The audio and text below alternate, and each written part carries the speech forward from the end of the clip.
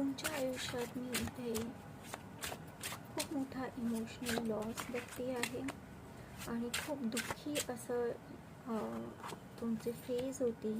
Stagnation होतं, काहीही कळत नव्हतं.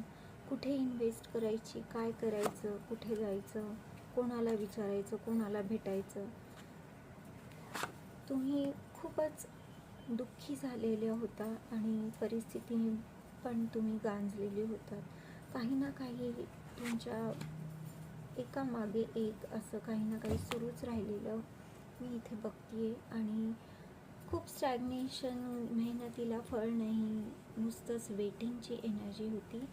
पण त्यातल्या त्यातही तुम्ही स्वतःला पुढे नेत गेले आणि इथे मी बघते की तुम्हाला ती गोष्ट मिळाली ज्या गोष्टीमुळे तुम्ही त्या स्टॅग्नेशन आणि त्या इमोशनल लॉसमधून बाहेर पडाल.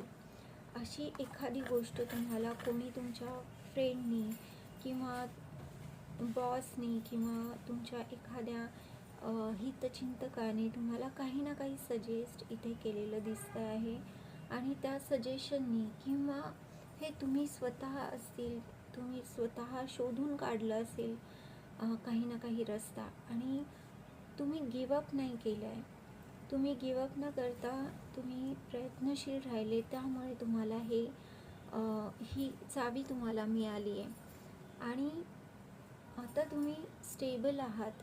तुमच्याकडे आधीपेक्षा बऱ्यापैकी पैसा येतो आहे.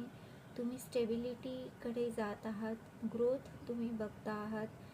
जिथे काहीच हालचाल नव्हती, तुमच्या मेहनतीला फळ नव्हतं, आता तुम्ही बघू शकताय की तुम्ही तुमच्या योग्य मार्गावर आहात.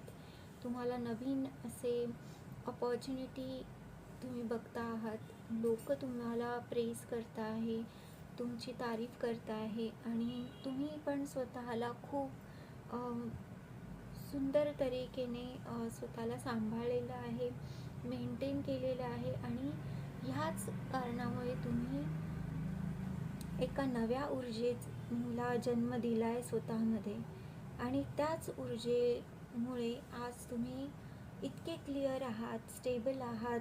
तुमचे विचार स्पष्ट आहे. तुम्हाला काय हवं आहे हे तुम्ही स्पष्ट लोकांपुढे ठेवू शकता आहात आणि ॲज अ बॉस मी इथे बघते आहे.